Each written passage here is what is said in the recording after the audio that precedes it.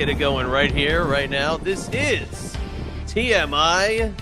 Little too much information. You're watching, I said listening last week, but you're watching episode number 7 of TMI. If you didn't know by now, my name is Chad, and every single week I am joined by the one who brings the stories that might make you think, or rethink for that instance, why we named this show TMI. We named it that for a reason. It is the one and only Vampire Queen, Shelly Martinez. Welcome to TMI.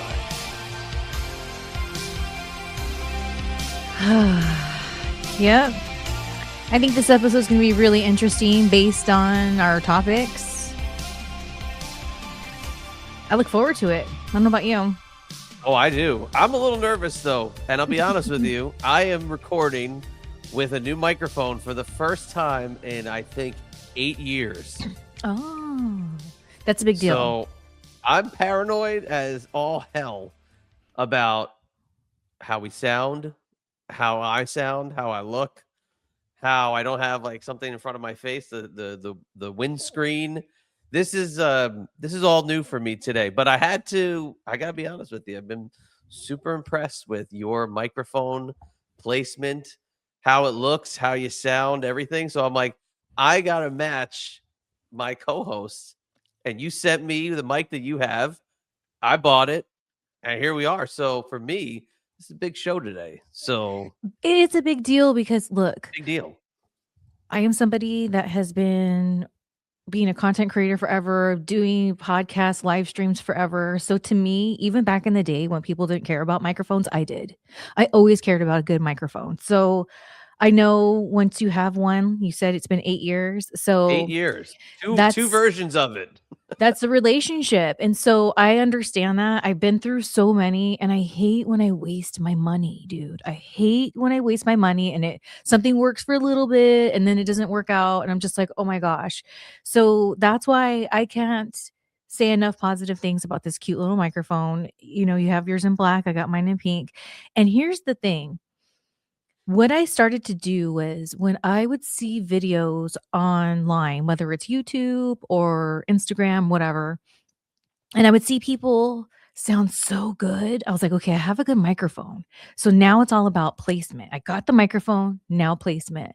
And then I knew that, like, the way I sound right now, I used to have it like kind of covering my face, and it's like really annoying, you know? And I'm like, how do these people always, they have it like a little below and it's always shot kind of up. So that was a journey. So even if you're like, I wish I sound better, which I think you sound great, I but appreciate that. I know what you're talking about. It's a journey to find now the placement. Because when I was setting up, I told myself, I need to figure out a way where, like, I could just keep this right here and have it just there. So I know every time I walk into it, it's like there.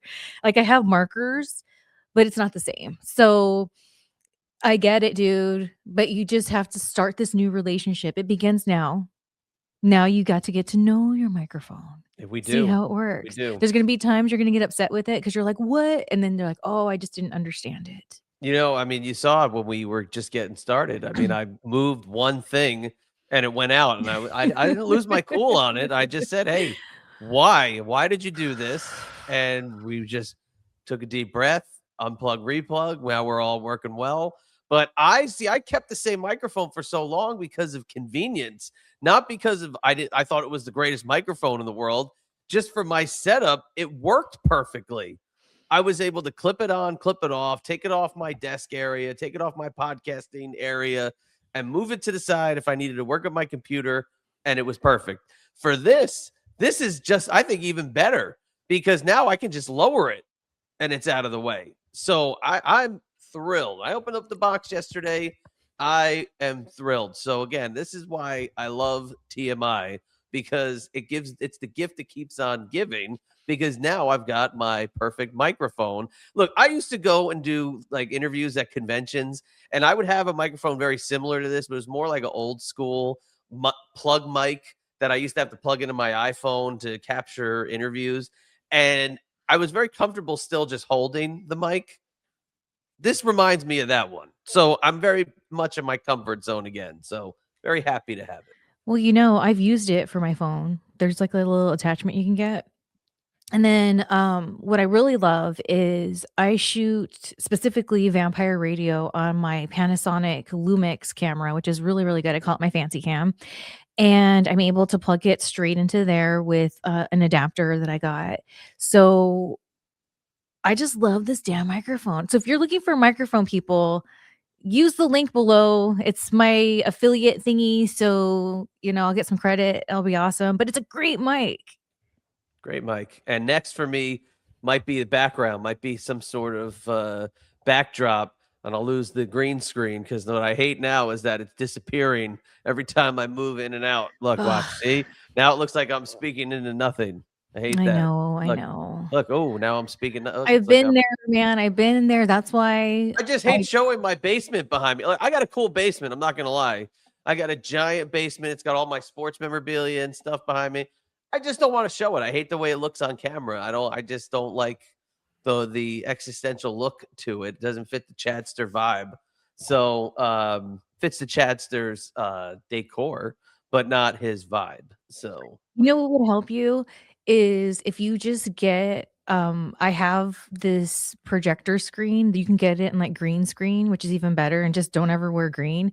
And if you use that with the StreamYard green screen thing, it works pretty dang good, but you just need it behind you. So it's easy because you just pop it up, boop, and then when you're done, put it down. I was thinking about maybe getting one of those rolly Amazon things behind me. I could just, put like Christmas behind me one week and then happy birthday behind me one week and then like spooky behind me one week. But I don't know. Maybe the big Chadster logo or maybe a big TMI logo behind me. You never know. You Could never be. know. Or a bubble like I'm at. Where was the one guy? Did you ever hear of JD from New York? He's the big like wrestling critic. No. I don't even know if he's still around. He always had himself in a fake bar Oh, doing okay. his. I mean, his looked incredibly lame and really like kind of dorky. But I'll put myself in a pub or something with. Dude, I totally have a backdrop. It used to be on this wall over here. Right now, that wall is my pirate wall. But I had just that. It was because I have a pool table right here.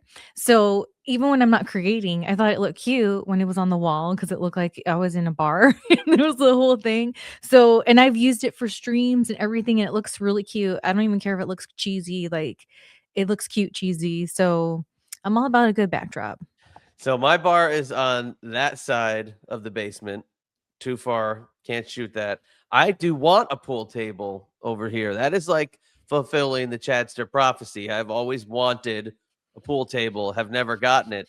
I'm just afraid of the space it's going to take up, but I've always wanted to get one. Well, Chadster, if you go on my Amazon storefront and you go into, I think it's the home section, there's this handy dandy pool table that I have. It's really cute. It's all black and it actually folds up. But for being a fold up one where you can just put the legs in and store it somewhere if you need to, it's really cute. And here's the thing, it's like when I got it, it was like $500. And for years and years and years, I wanted this pool table because I searched high and low because I knew I couldn't get the good wood ones because those are going to be super expensive and you can't move them if you need the space. It's hard. So I was like, okay, I'm going to get this one. And then I told everyone, I was like, dude, when I have that pool table, I will be living my best life. I'm telling you, I'm going to be living my best life because for me, a pool table, and you know what? I'm eating my own words because I haven't used it in a while. Um, there's times where like maybe I have a stressful day or whatever, and I'm not ready to really talk to anybody. Man, I play a game of pool by myself. Like I'm good. It's like I just had therapy, just having to tune into the ball and doing the whole like thing. So I think it's therapeutic. So, anyways, this is a good pool table. I've had it for a few years now, and I highly recommend it. Do you call the ball to the pocket just for the sake of you become like a pool shark by the time you're getting through your 6 ball corner pocket? Damn. No, but I do it for fun, but I do want to be good because I want to do a whole like paying tribute to Kelly Bundy when Al Bundy had her at the playing pool and they're getting money off, like hustling people for money. I want to do a whole like tribute to that. So that's going to take a lot of practice. It's funny. My mind went to Danny Tanner hustling Jesse, pretending he didn't know how to rack the ball and then hustling him out of a dollar a ball. So, I didn't realize that. I love the sitcoms, the first place we go when we think of pool hustlers. I think even who was Uncle Phil was also a pool hustler on Fresh Prince. So I the love Uncle sitcom Phil. loved the pool hustler as a huge get out of a need for a joke in a episode. Bring out the pool hustler. Basically, we've got the same thinking when it comes to TV shows.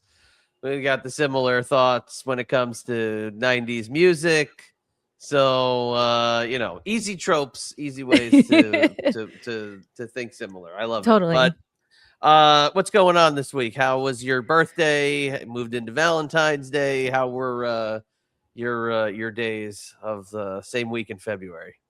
Good. I went to Disneyland the day after my birthday because it's just better to go to the park at that time.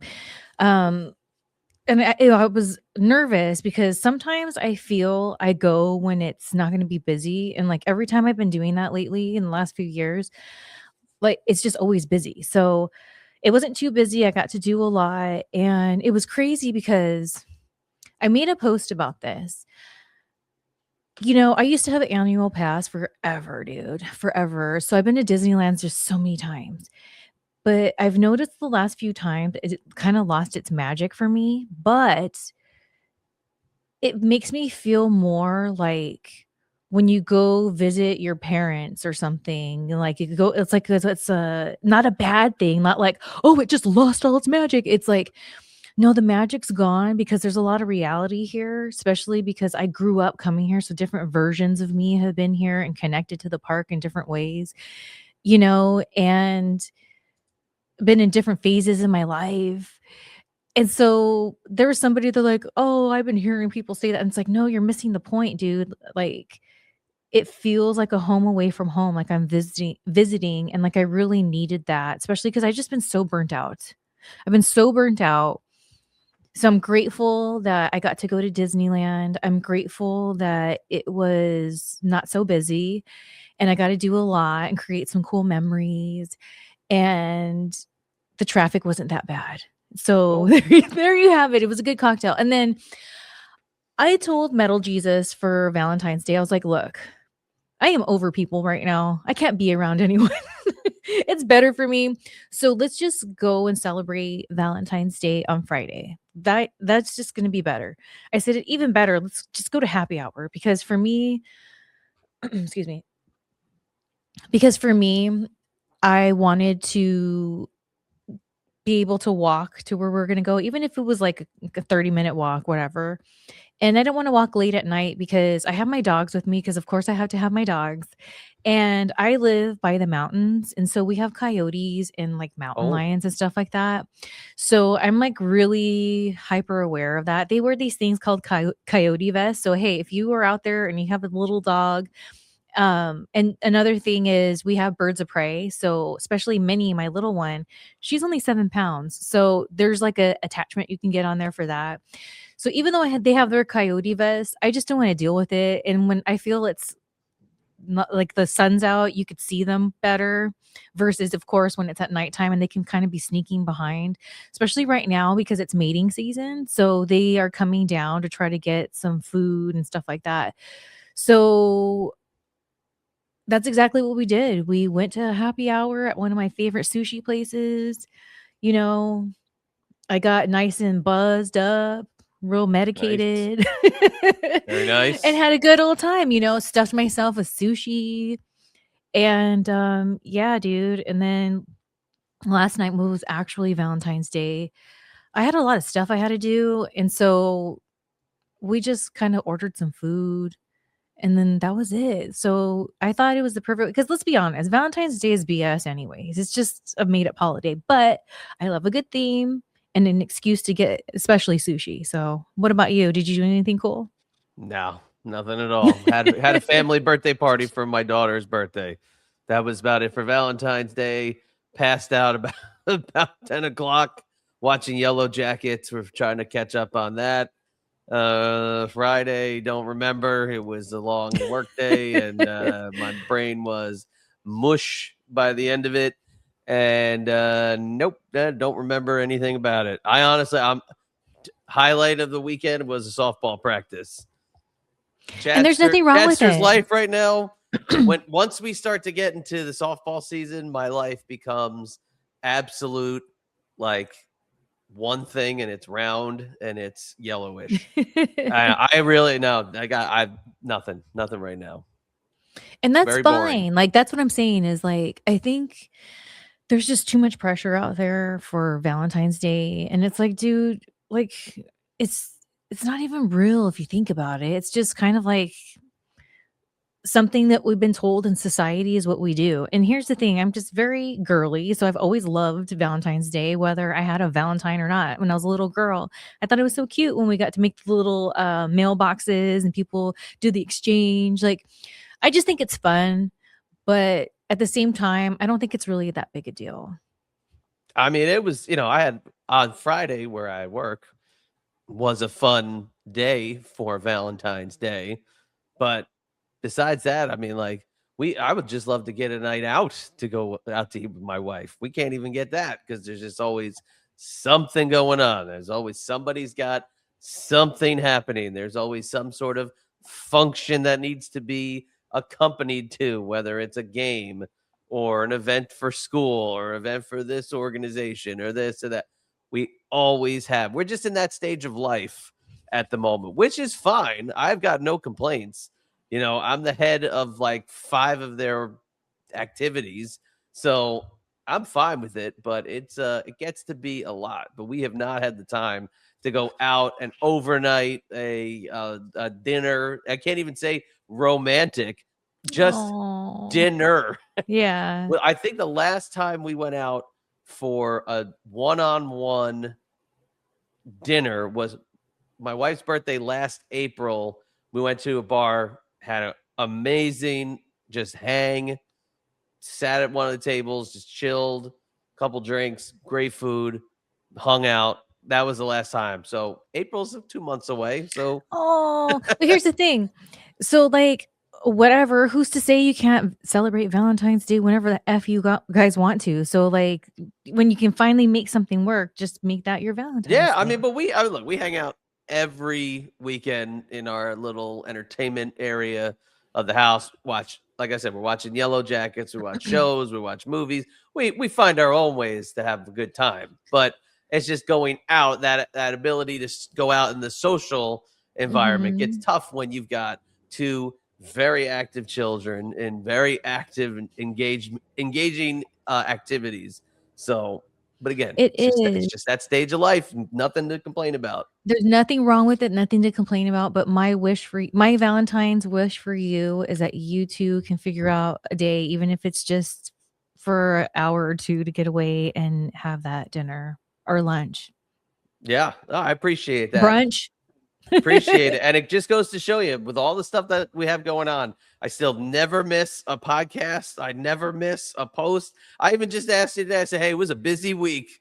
I'm going to post the last podcast just a couple hours later because it was busy. We had meetings, we had this, we had that. I still never miss one because I still have my priorities, and that's what's called a schedule, folks. That's how you manage it.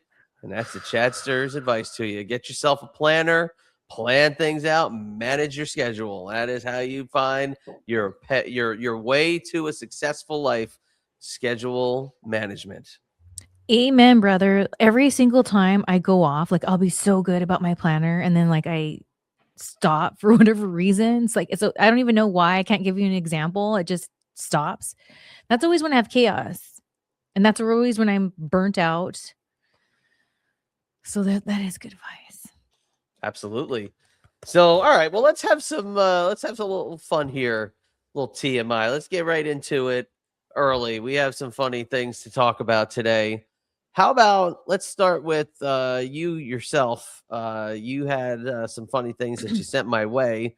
I'll let you direct where you want to go because you really set the pace with the content we're going to go over. So where would you like to start, Miss Martinez?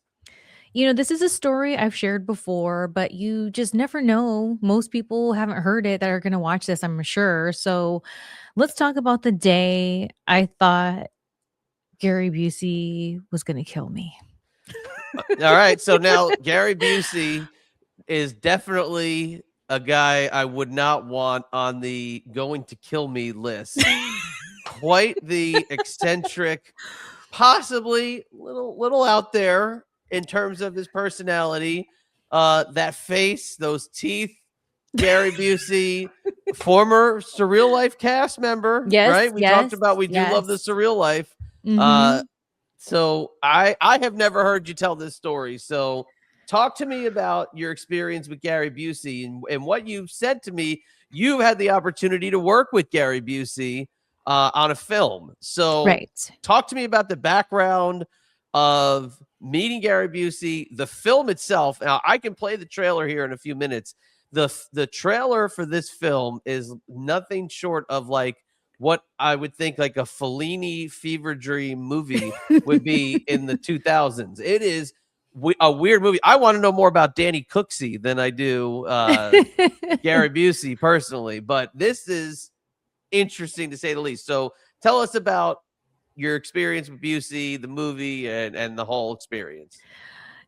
This I'm so proud of this experience. And when I say that, it's because, with all the ickiness that's in Hollywood and things like that, and it's all true.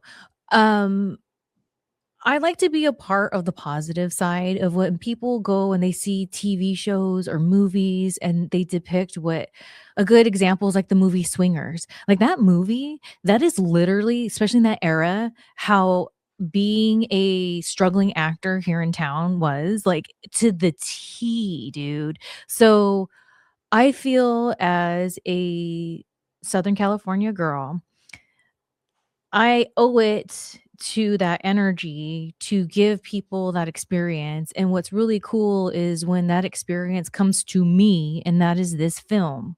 So, I went to the audition, and at that time, I was in TNA, and I had just got back from flying home.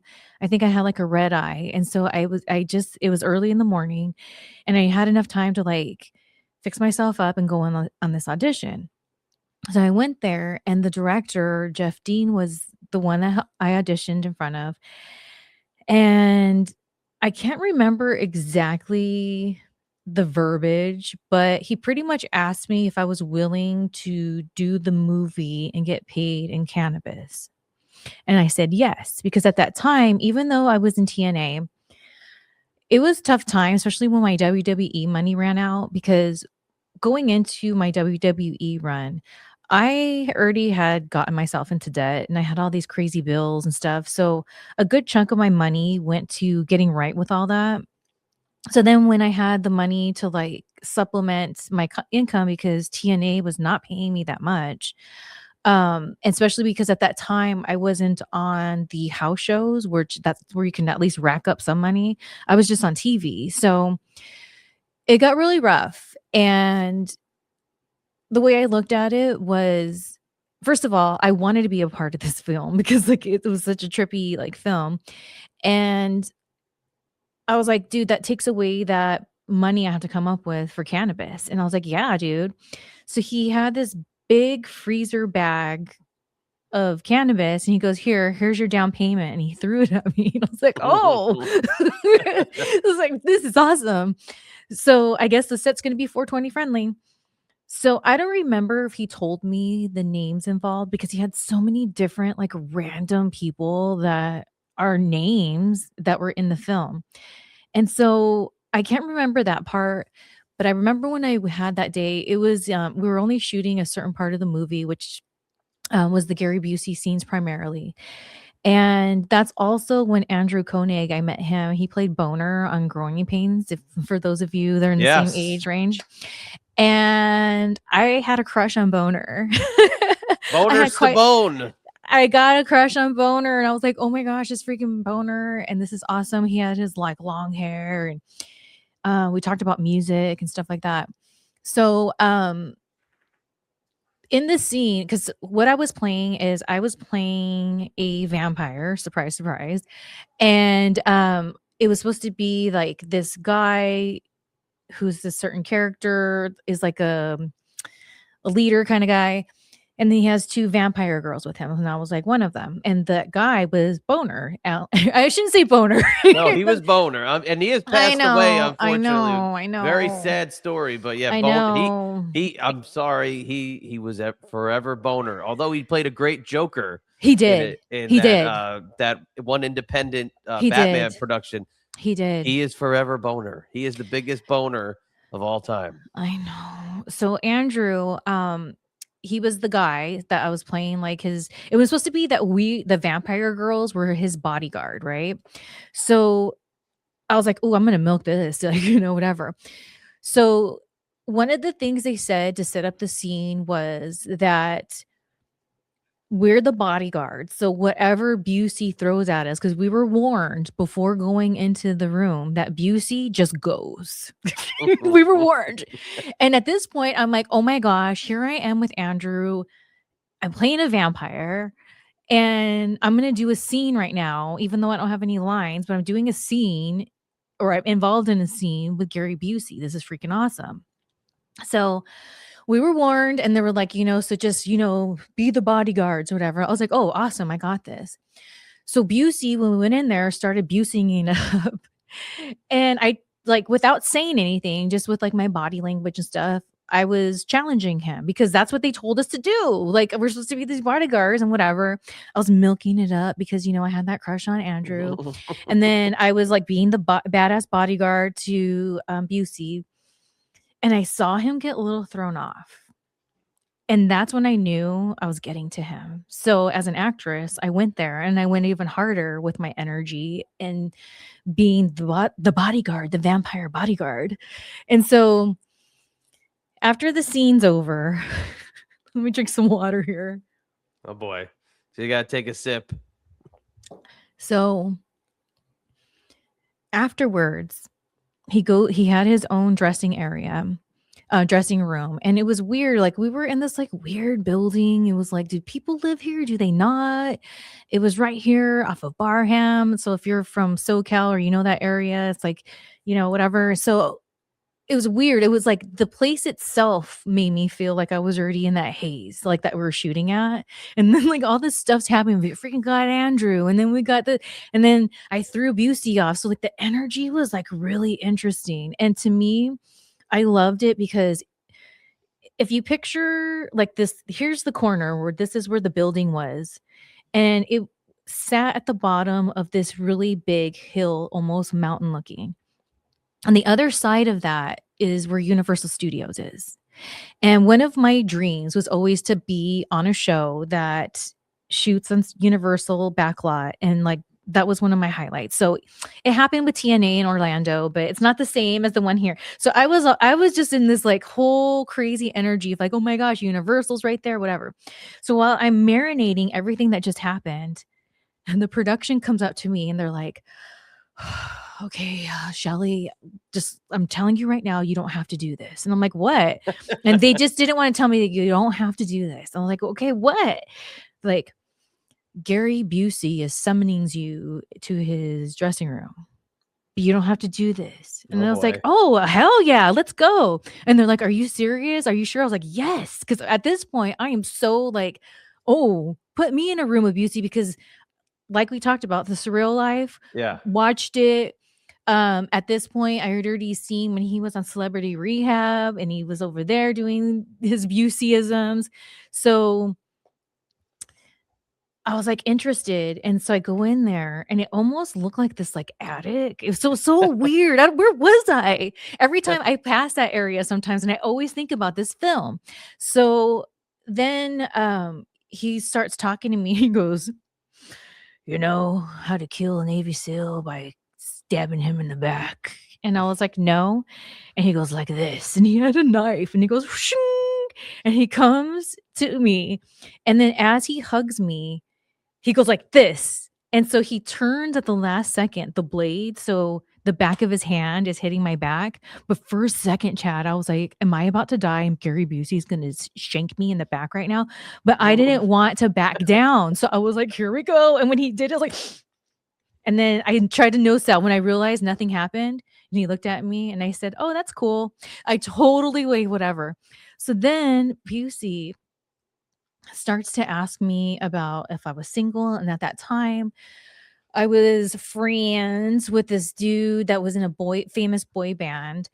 And I was like, yeah, this guy. He goes, let me guess. He's very heavily tattooed. I was like, yeah. He was like, insecure, not for you. And then I was like, what? And he was like, when you think about him, do you get wet in between your legs? And I Oh, was like, jeez.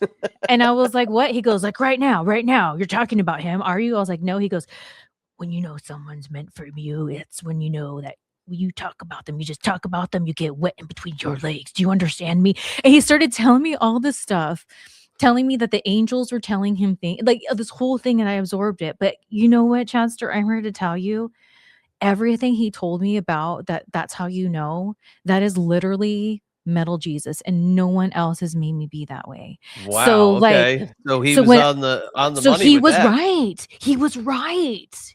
He was Well, right. don't keep Gary talking Crazy about Metal Busey. Jesus right now because I don't want you to have any incidents while we're on the air. Like, he was right. Busey and everything he said, I took heed and tuck it in the back of my head.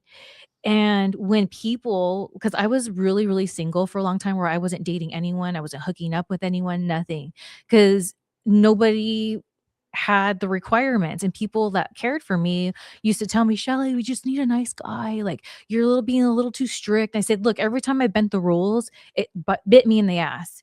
I was like, it's like Gary Busey said. And so, like, I literally would quote him. And so then when I met Metal Jesus, and then, we've been together for 10 years, I'm still here to say Gary Busey was effing right, dude. He was right and on the money. And I'm so glad he didn't kill me or sacrifice me that day. Wow. So that was the backstory. And then going back to Andrew. So, we went out on a date.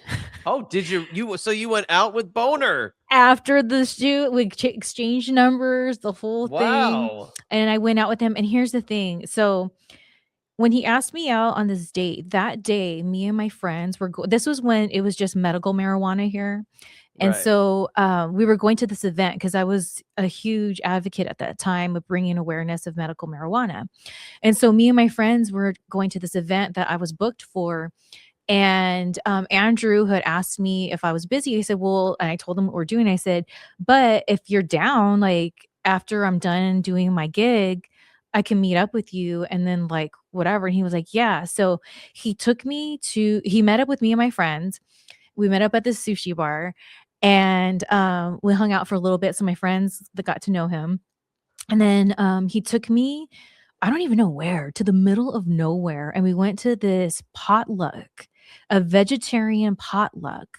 And there was all these crazy famous people there that were like, you wouldn't think, like Bethany Frankel was there. Like, and this was like back in the early, like, the early 2000s.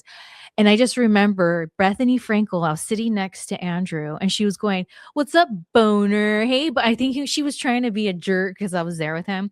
And I'll never forget, like, we were outside under the stars, and there was this light, and it was just hitting me, like, right here. And then I remember Bethany Frankel goes, "You're like an old movie star. Look at you." The light, it was just the weirdest night ever. There was all these, like, famous writers there. I was like, "What is going on?"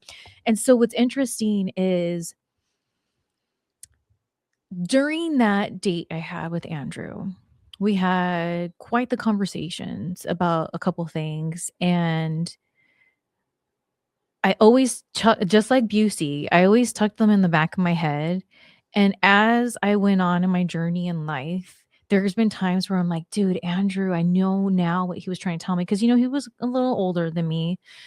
And so that's why it makes me so sad that he felt his life wasn't worth living, because Andrew affected me to where this day I think about what he taught me. And that's helped me be part of how I am. And it's so sad that he didn't think his life was worth being here. Look at this. Sorry to cut you off because I know people think I do that all the time. In the article about him being found dead, look at the picture they use. Oh my gosh. I had no idea. How about that?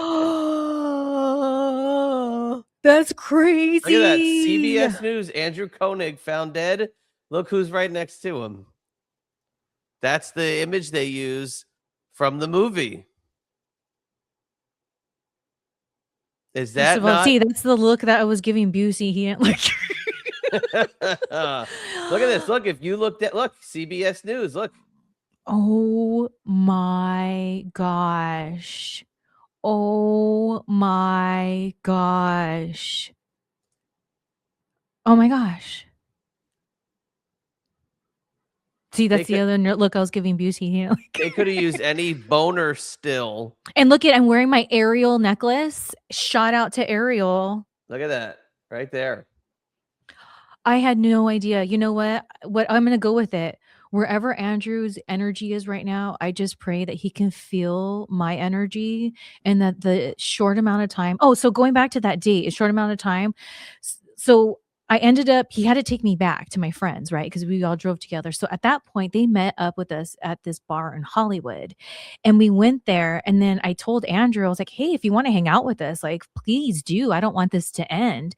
And he was like, okay. Oh, no, I'm sorry. We started off at the Improv. We went to the Improv because one of my friends, Bruce Jingles, shout out to Bruce, he was performing. So we went to see him and then we ended up at this bar. So it was so fun to me that Andrew was down to, after the potluck thing, go with me to still hang out with my friends. And when the bar closed down, they played New York, New York from Frank Sinatra.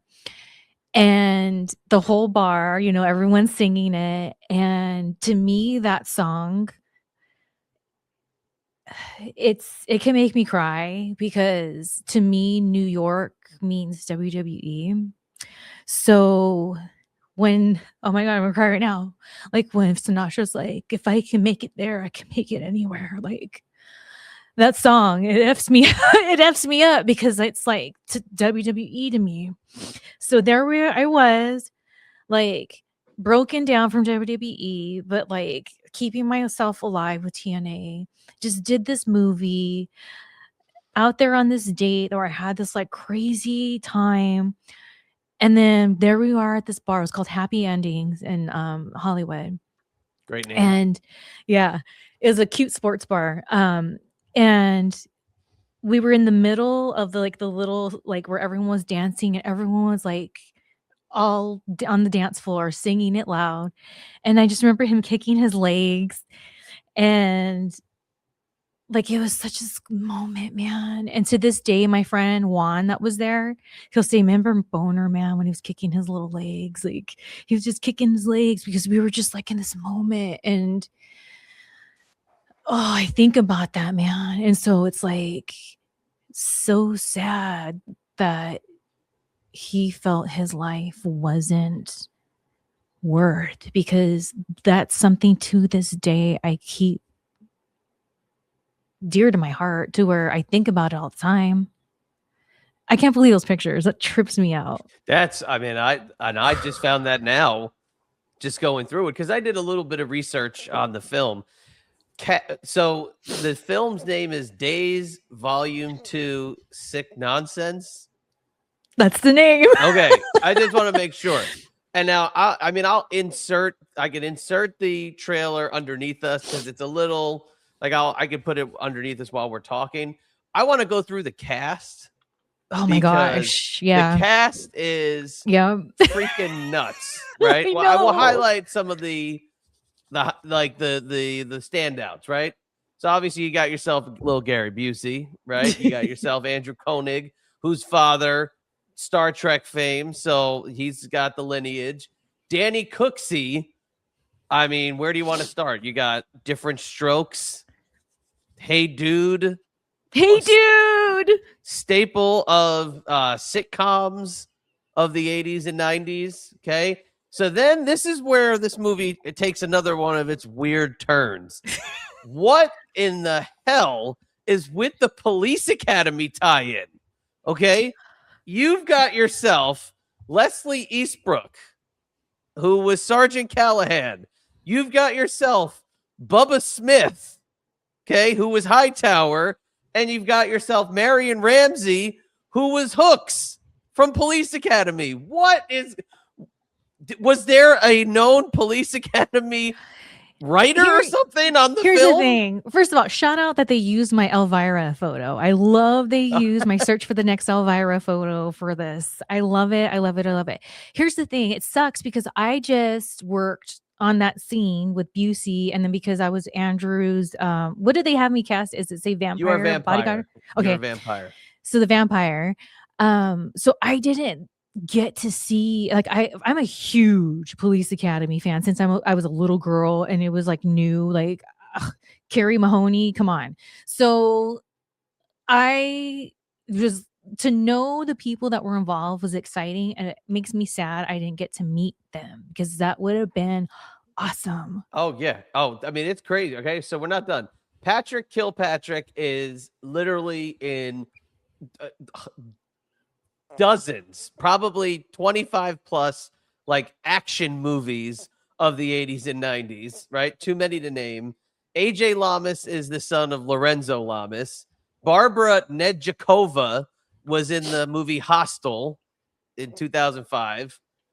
Richard Mall is Bull from Night Court. Okay, so that's a huge name. And then the other one that really stood out here, your vampire, Shelly Martinez, vampire. April Winchell is the voice of Clarabelle Cow in Disney and Mickey Mouse Club in presently till this day. Did not know that. She is still involved in the Disney world. So this is a movie filled with heavy hitters and names. And you, at this point, were fresh out of WWE. So, I mean, this is quite the cast. So just fresh out of WWE and currently on television with TNA. You know what I'm saying? Even though it wasn't paying me, like, it's still on paper looks really good. And here's the thing. I've never even seen this film. And here's the other thing. So I thought I found the director's number, and I texted, and then I was planning on meeting up with him to interview him for Vampire Radio. This was last year. But then I chickened out and I thought, what if this really isn't him and someone's setting me up?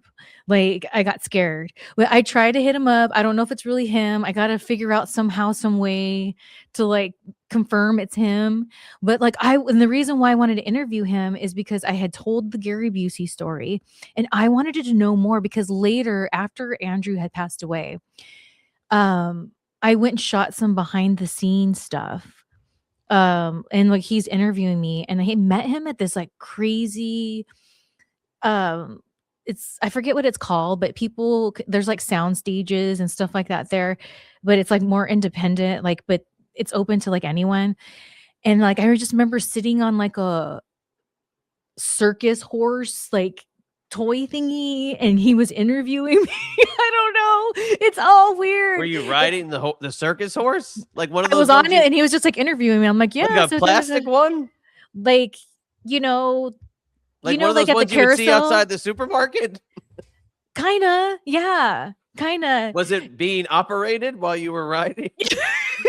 So you were going like this the whole time? I don't think so. No, I think it was still. But the point is like the whole experience altogether is a trip. And I want to know more about Jeff Dean. I want to know what inspired him to do this movie. I want to know how he made it happen.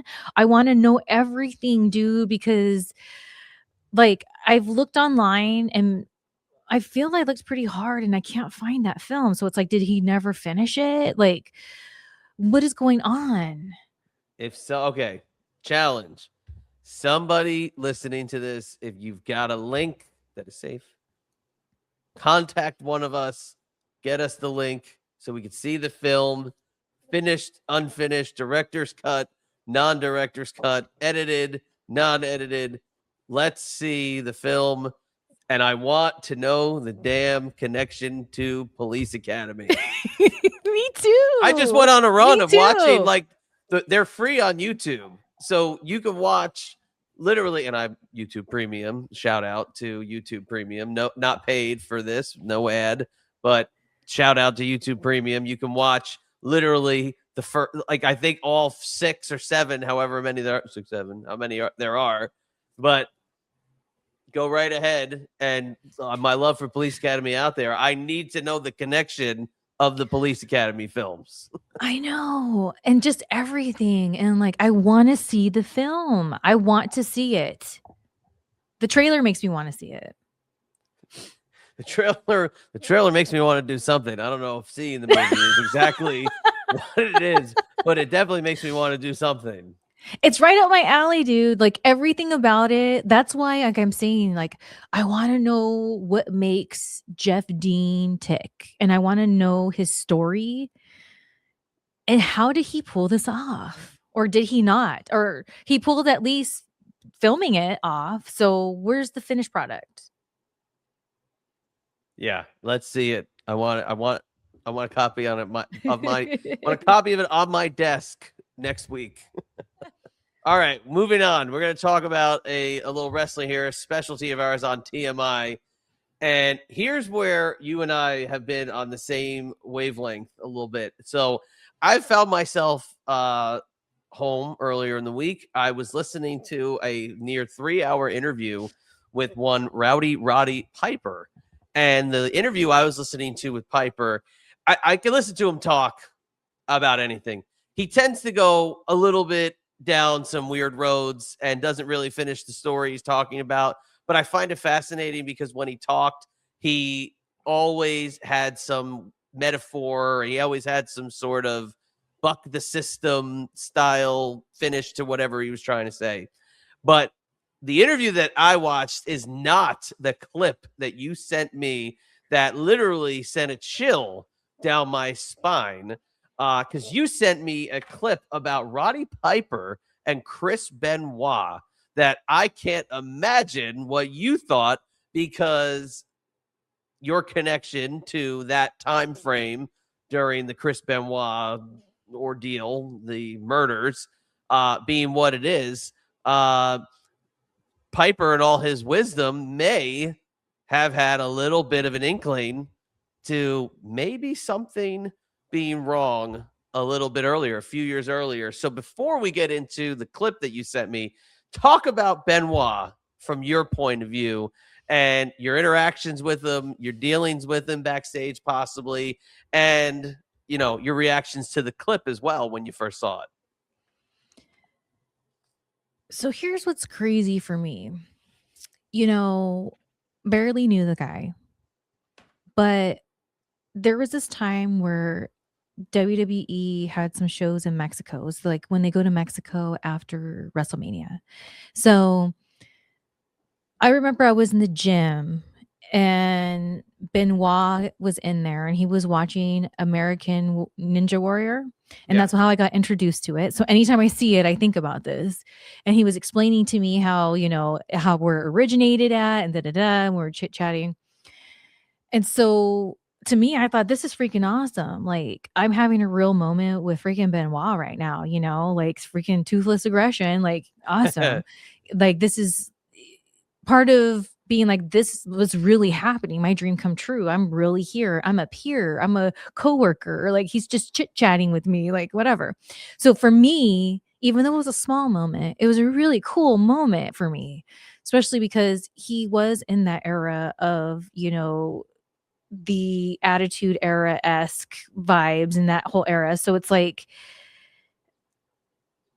I just appreciated him. And then when I became a wrestler, I really appreciated him even more so, And it's like him and Dean Malenko. I was just like, whoa, I was really like impressed. And so fast forward, I remember him being backstage and Daniel, his son, was there. And when the tragedy happened, the thing I couldn't get out of my head, man, was when I saw his kid and him interact backstage. He seemed very affectionate and loving and, like, present, like, not, like, ignoring the kid because he's at work, things like that. Like, it was almost like he was real happy to have him there, like, "Oh, this is awesome," and I can only imagine, especially the men in wrestling that have sons and that maybe are coming backstage, that must feel really good for them, like, with that bond or whatever. So, that's what, like, I would flash to, and I just that moment where, like, there they were as a family, and I mean, you never know what's going on. Like I said, I didn't know him like that, but it's just, like, a disturbing thing because up until what happened, that was the positive image I had of Benoit. And so, I don't know, dude. So that's like, how could you do that? How? Like, how could you do that to that kid? Like, that's what bothers me the most out of the whole thing. And like, it just, especially because that's, I saw that moment and it didn't come across, at least to me, like maybe he was putting on a show because it was backstage or whatever. Cause the kid seemed very like safe. As a kid, he seemed safe. He wasn't like, "Oh," or uncomfortable or like, "Why is he doing this?" Like, he seemed safe. So when it happened, I already had been fired, but I hadn't been in TNA yet. So it was that in between time. And man, it effed me up.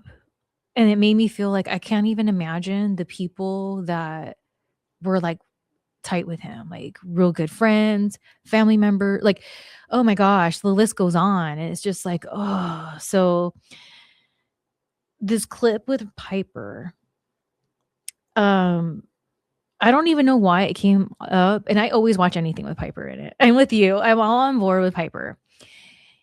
And everything he says in the clip makes total sense. And it made me kind of understand the situation without, I don't know, having to know the details, I Right. guess. Yeah. Because, I mean, if anybody understood the darkness of the business, it was Piper because he had been there. He well documented. He wrote it in his book, said it in many interviews, especially towards like the later part, not really the end, the last couple of years of his life, but more like the early 2000s. His interviews got very dark whenever he did a public appearance. The Howard Stern show one comes to mind. The one that got him fired in 2003, I believe it was, with HBO, that was very dark in nature. So his interviews were very dark. So if anybody could see the darkness in somebody, it would be Piper. So I'm going to pull this up. He sent this to me, and man, this definitely had some real dialogue in there. So let's bring this bad boy up. I told him about it, Chris Benoit, just 2 weeks ago. I gave him my numbers, and you see them, they're just there, and they're not alive. And they're wondering, they're out with their families, and it's the kind of thing, they're laying on the bed, and, I got to take a pee, and not now, and they just don't care. And then they start getting confused in the head because of the business they're in. And if you're asking me how that gets started, that is, I just don't want to be rambling off on you here. So he talks about the darkness. And here's the thing. What's interesting is years ago when I was spitting out TMI on my social media and videos and things like that about the business, people really came for me. And there's times where I've gotten death threats, and be honest with you. And what pissed me off is what gave me the courage to say whatever it was is I felt like, well, Piper's out there saying all this other stuff. Like, I'm not saying I'm Piper, but like, it's not, it's, I'm not the first person to say this, or I'm not the first person to bring this to light. Like Roddy FM Piper, if you look it up online, says it right here. Like these things are online if you just go on YouTube. So I felt like it wasn't that big a deal and I was safe in saying whatever I had to say that got me in trouble. And a majority of that push for me to say stuff was these Piper interviews, man, because he goes there, but I don't know, maybe he got the same treatment. I don't know, but it was too much. And then that's when I realized I was just like, look, this is not my fight to fight. It's somebody else's. Like, I'm done because it caused too much trouble in my personal life.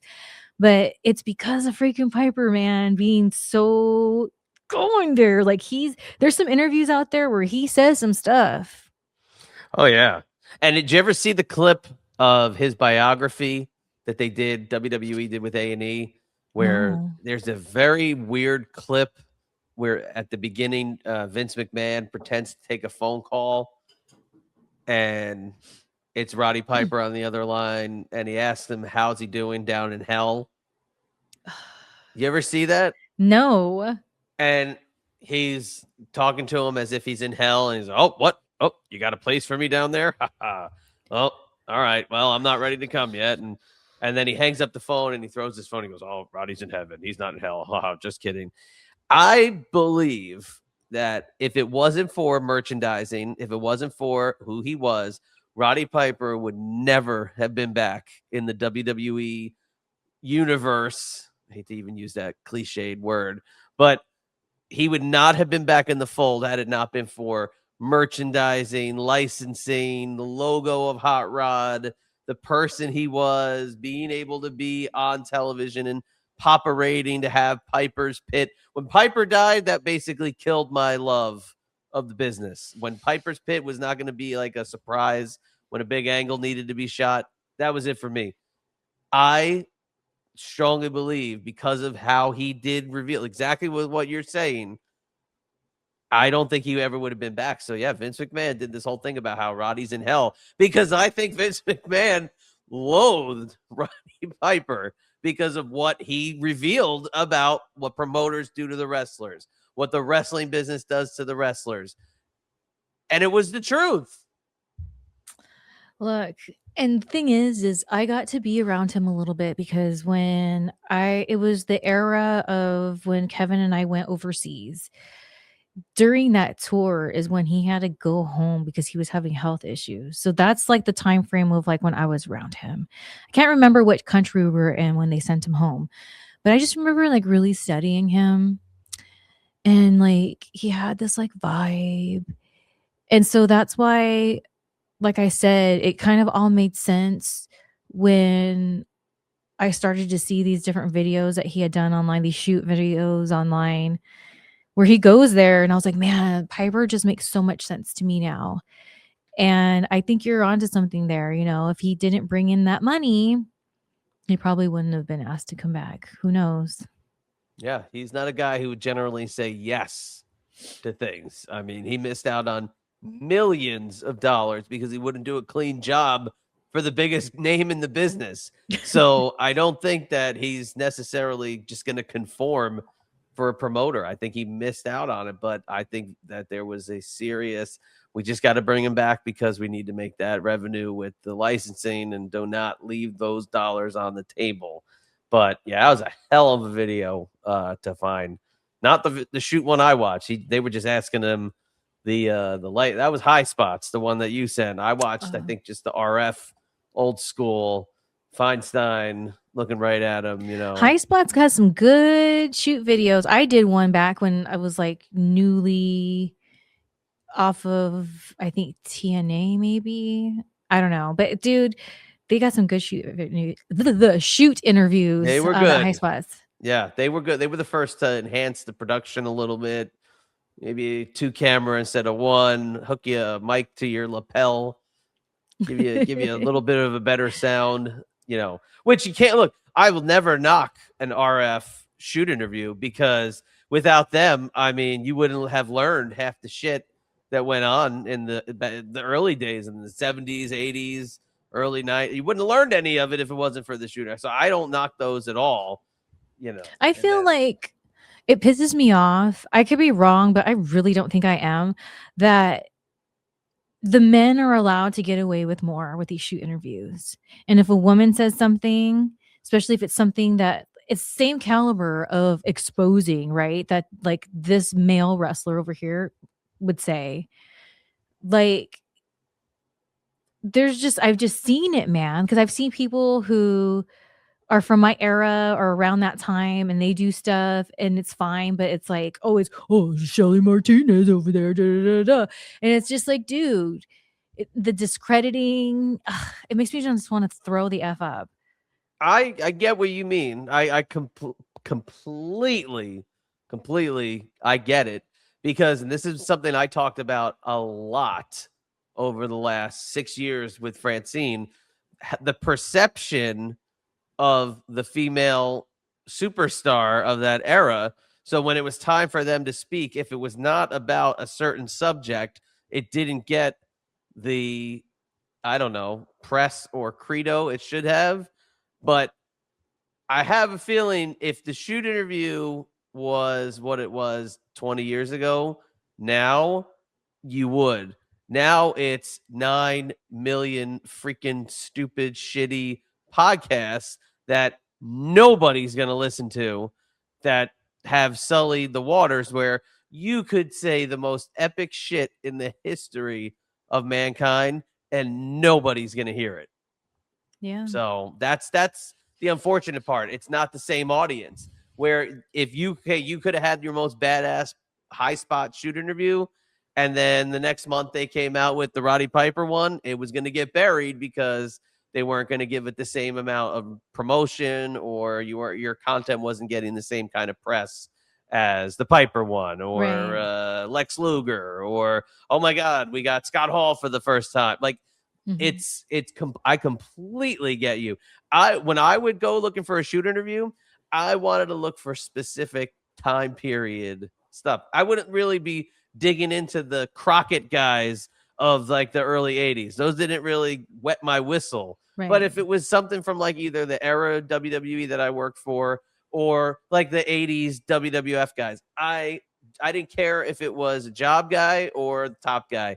I wanted to hear it. So it depends on your, like, to me, like, your relevance to the fan. So I don't know. But now it's, everybody takes every interview booking as long as it's the right one. And you could say the most epic shit in the history of the wrestling business, and 2 people might hear it. I know.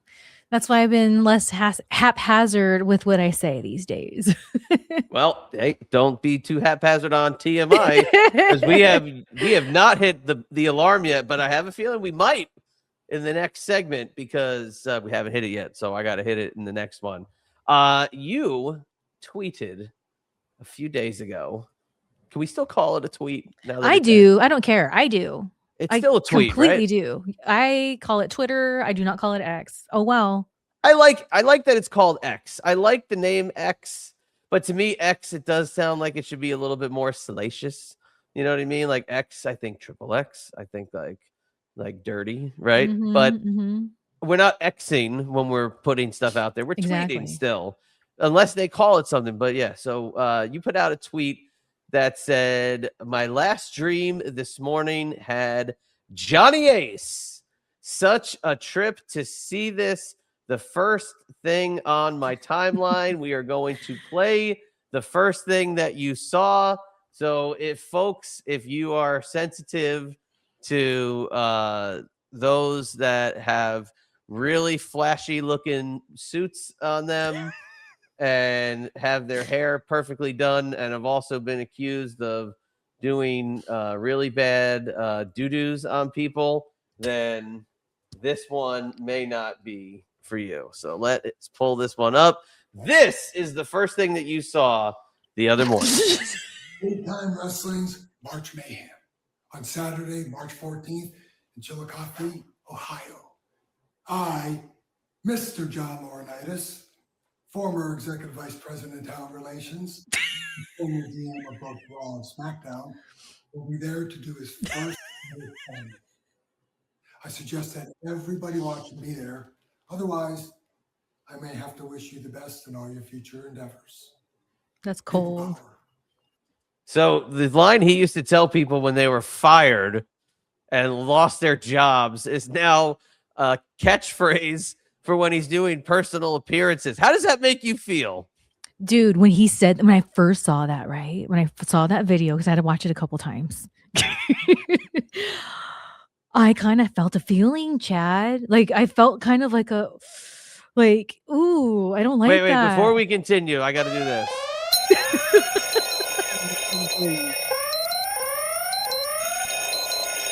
My alarm because we're talking about Johnny Ace. Just because it's Johnny Ace. Just because it's Johnny Ace. Just because So it's Johnny Ace. hearing him see that really took me back. And then it's like, what is this? So in my dream, I was backstage at a WWE show and I kept interacting with him and Heyman.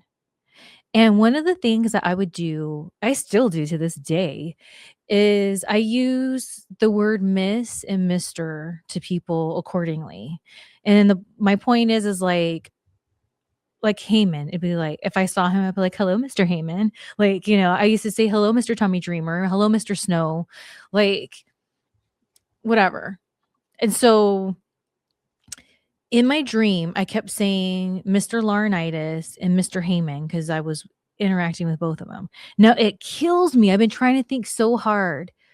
One of them, and I lean more towards Johnny Ace, told me to stop calling them Mr. And I was like, oh no, but it's like I was trying to let them know that that's like my way of like not just showing respect, but like kind of my endearing way, like, hi, Mr. Laurinaitis. So I feel it was him. And then this, like, all these other things happen. So when I woke up, I was like, why the hell did I dream? I mean, Heyman, I can understand, but Johnny Ace. And he's not somebody that's like you see on your feed or something like that, So like debunking that,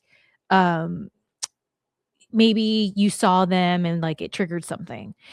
And so somebody there's been a couple people that made comments on that post pretty much saying, well, like, no, it's not that trippy. It's just that, your subconscious did it. Look, I know all of that. But the fact is, no matter how you look at this dream, it's weird that I dreamt about him and then woke up, and then like 30 minutes later when I'm on the toilet scrolling, I go and look, and the first That's thing, the TMI alarm we should have used. That's the TMI. When I'm on the toilet and I open up Twitter, the very first tweet, and I don't even follow that person, the very first post I see is Johnny Ace. I'm like, what? What is this? Because for 30 minutes, I had been thinking, why did I dream about Johnny Ace? I'm like, what is this? This is so weird. Like, what does he mean? Like how people were like, oh, whatever, symbolism. Yeah, I get it. So I was trying to decode it and being like, okay, so what does Johnny Ace represent to me? And to open up Twitter while I'm taking a dump, Johnny Ace popped up, dude. That's a true story. So I don't care about these people that are like, oh, no big deal. It's just your subconscious. No, it's a trip. That's how the timeline went. That when after 30 minutes I was up and my coffee kicked in, my first dump of the day, I'm on the toilet. Get it, okay? That's how many TMI alarms do you want me to hit on you for the dump? I'm just saying, for clickbait purposes. She took a big dump. It's just weird because of what they say he was involved in. And I didn't think about that until I was saying it out loud right now. So that's why I keep saying it like, oh my gosh. So that takes it even further. So I think it's really interesting. And then going back to your question again that you asked, like, how did it, make me feel to hear him say it? Like, add that aspect to it. The first time I heard it, it was such a weird moment. So say what you want, people out there. At the end of the day, the facts are facts. And the facts, when you put them all out, are weird. It's weird. Now, I have to point out, this is a rescheduled somewhat autograph appearance. Now, they won't bill it as that, but in 2023, Johnny Ace was scheduled for the same convention, but had to cancel. When did everything go down? Well, it kind of went around the same timeline that everything went down. Johnny Ace had to cancel. Oopsie. Now, you know, I have heard from people that were on the show with Johnny Ace at the time that they were not too, let's just say, thrilled about being on the same show as Johnny Ace because who he is. Johnny Ace, look, I'm going to put him on the screen again, okay? When we see Johnny Ace, oh, wait, hold on. I took the share off. When we see Johnny Ace, look, again, super corporate, super polished, okay? Look at him.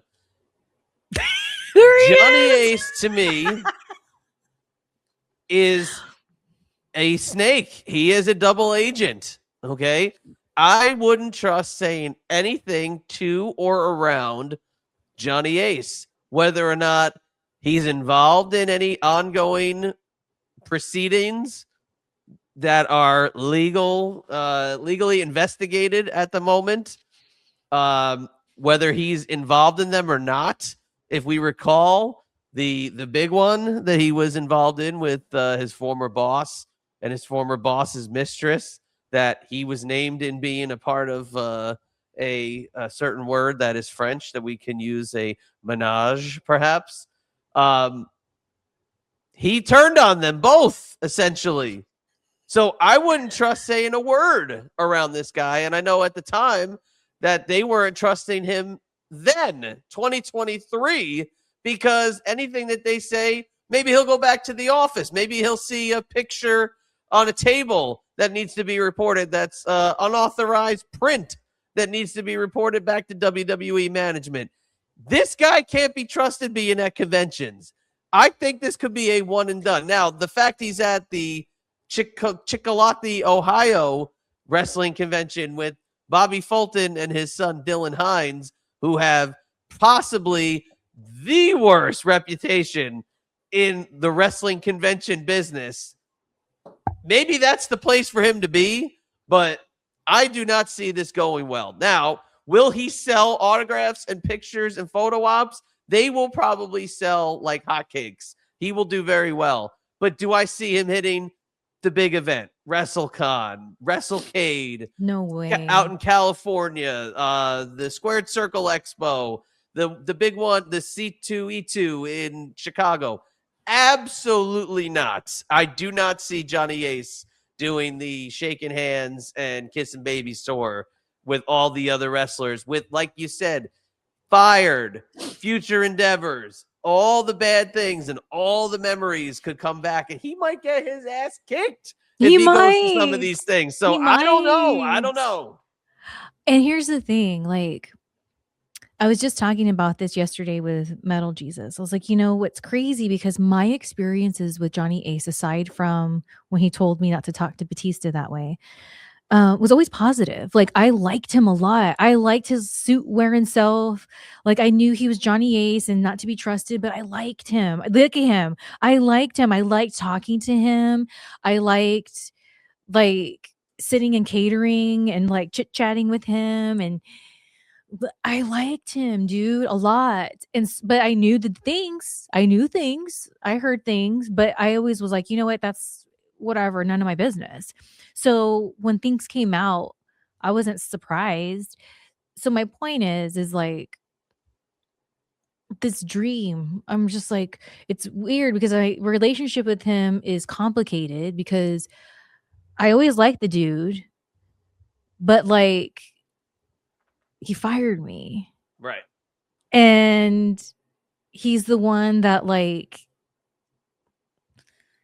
I don't know, the whole thing, the Batista night. So like, it's weird. It's complicated with me and Johnny Ace, you know? Yeah. And you are probably not the only one who has that story that's out on the scene and doing appearances. There's probably many people that have similar stories where he told them something horribly, horribly embarrassing in front of people in the same manner. So I don't think, and plus, it could be this. Now I know you're a big Heyman fan. You're Heyman gal. I get it. I know it, and I got nothing negative to say about Heyman at all. I might say something jokey about Heyman when it's in the news or something, but when Heyman did his appearance at the big event, Heyman was tapered off. He was away from everybody. It's not like Heyman was sitting at a table with 10 8x10s in front of him. He was in a roped off area. If I were Dylan Hines and Bobby Fulton, which Dylan Hines has about the mental capacity of this pen right here, which actually this is a pretty goddamn good pen. So I'm not going to belittle this pen. Maybe the broken pencil I have in my drawer might be the better example. I'd keep him away from the boys because they read those files. They read those papers that came out with his name all over him. And you don't think they're going to make fun of him? You don't think they're going to make fun of the stuff that came out about him in those Janelle Grant filings and all the crap jokes and all that stuff with him and Vince? Unless it's just typical wrestling and the guys just go over and kiss his ass and shake his hand and just pretend nothing happened, I think he's either going to get confronted by somebody or people are just going to make fun of him. And if I were them, I would keep him in a separate area, roped off, bring him in, bring him out, and just let the fans meet him, and that be the end of it. I agree. Here's the thing. I don't think he cares about people making fun of him, but I do feel that he has really some people over that are not afraid to confront him. So really, for his own safety, he probably should just be separate because, I'm sure there's a lot of people out there that would love to slap his face, his smug face. Yeah, that I loved. Where's Mr. Kennedy, right? I mean, I'm sure he's probably got some things to say over getting fired. Oh my gosh. I just seen a clip of Ken, who I love, by the way. I saw a clip of his and I was laughing because when he was saying some conversation with Johnny Ace, here's a voice. And it's so funny how so many of us in wrestling, when we have a Johnny Ace story, we use the voice. And it's not that we're trying to make the person laugh. It's just, it's like involuntary. Right. Yeah, it's like you use the voice. It's like, or if it's Vince, you're always going to talk like this if it's Vince. It's that muscle memory of the conversation. It has a little more impact when you do the voice. But how would he feel thinking about the fact that they fired him after that stuff with Randy Orton, right? Just, set him out on his ass after he had that huge push. There's tons of guys like that. So many. I talk about your generation of guys, that OVW generation, 05 to 07-ish, the pre NXT, like just before even FCW generation. You guys, to me, got screwed over the most. You got fucked with the most. Like, you guys, to me, have the biggest gripe of any wrestling generation because you guys got a lot of, you had potential, of course, but you guys got a lot handed to you and pulled away super fast. And there's going to be a lot of people there that don't like this guy. And I think that's going to be a big, big factor. And here's the thing, even if no one confronts him, they're going to be all throwing him those vibes. That's the thing. Whether people are going to be fake and phony about it or not, the vibes are going to be there. And, maybe part of Johnny Ace doing this, even though I feel he doesn't care, I don't know, it's meant. I feel like it'll serve a good purpose somehow, some way for some people. I got to see the show. I got to pull up the show. Because there's definitely there is some folks on this show that are not going to be happy, and I wish I had it on me right now before we started doing this. I don't want to run out of time. I've been trying to pull up the Facebook comments the whole time, but it's not loading. But oh my gosh almighty, are these people pissed in the Facebook comments about Johnny? They call it Johnny Laurinaitis. For not being, are they signing an NDA when they meet him? Let's see. I'm thinking of going and having him sign a picture of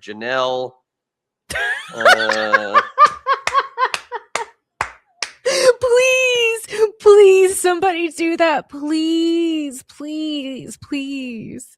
Imagine. Who else saw this and went straight to the comments? I mean, like, the people are looking at it like a joke. Dude, Chad, picture it. You're at the autograph signing. Johnny Ace is over there, and you see somebody from that area go up to him with a printed 8x10 of Janelle and says, "Would you sign this?"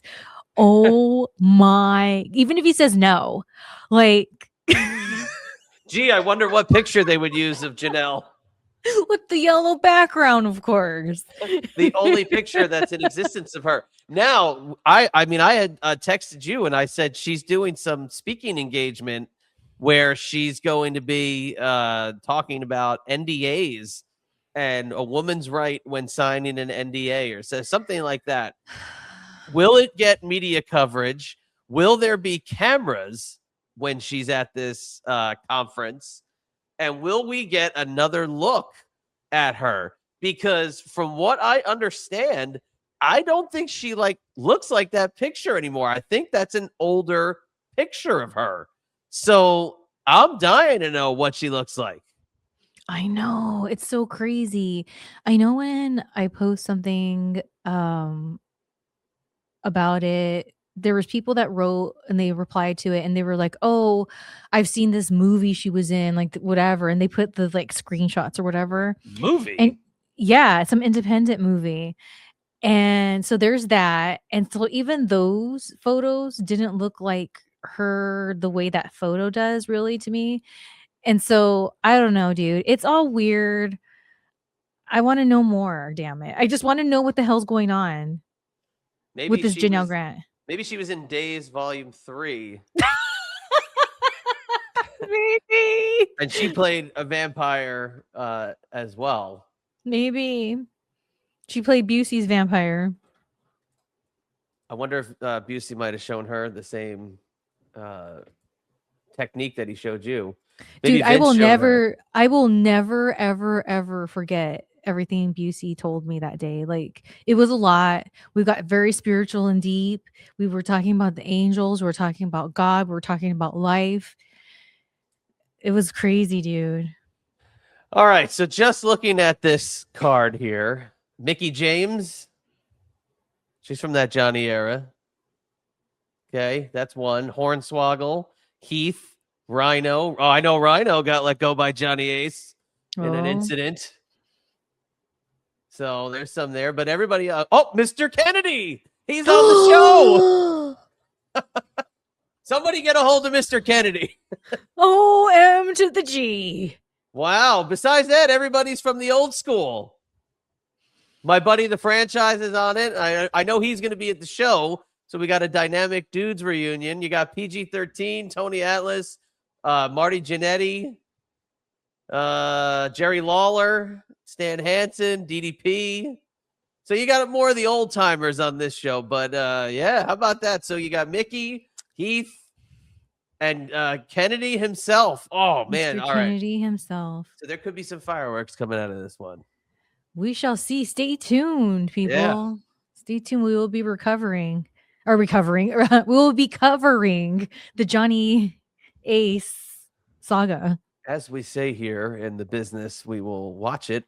And if there's anything that breaks, we will just bring that breaking news to you and be on top of it like any news organization. So, all right. Are we done with our TMI here this week? I think so. All right. Well, another thrilling episode of TMI. If you are of the just joining us nature, you just jumped in for episode 7. Go all the way back now to episode 1. We're starting to build a catalog. How about that? Go back to episode 1. Check us out from the beginning. It's not just a show that talks about wrestling. Wrestling is the backdrop to the show, and all the other stories are the icing on the cake. So go back to episode 1 here on the Shelly Martinez YouTube channel. See everything that we've got going on. And trust me, you will not be disappointed. We post trailers during the week of what we're going to talk about. We post little condensed clips of the show as well. So if you don't stay for the whole thing, we'll give you a little clip of probably the main highlight. And as we go further into the week, I'll probably start, or the weeks, I'll start posting maybe 2 to give you a little bit more into the show. But it's as we're getting our feet wet and as we're starting to get a little more comfy with the posting schedules, and things are rocking and rolling here in TMI land. So that's about all I can say about that. If you want to follow me on social media, it's at Chad ENB on X and at IB Exclusives on Instagram. And as you can see in my little tagline here, there's a show I do called Get My Go, and it's back. So Get My Go is back. Get My Go, if you've never experienced it before, more in the comedy genre, I guess you could say. It is something to be discovered. So once you see it posted on my social media, go check it out. You have to be of a certain ilk to enjoy it. So come check it out if you're ever so inclined. Right. If you want to find me, just go to shellymartinez.net/links. If you want some exclusive content, go to my Patreon, which is also listed there, or you just go to patreon.com/shellymartinez. All right. Well, that's enough out of us this week. We will catch you next time. So nobody tells it like it is, like the one over there on the other side of the screen. So for Shelly from Cali, this is the Chadster. We will catch you on the flip side.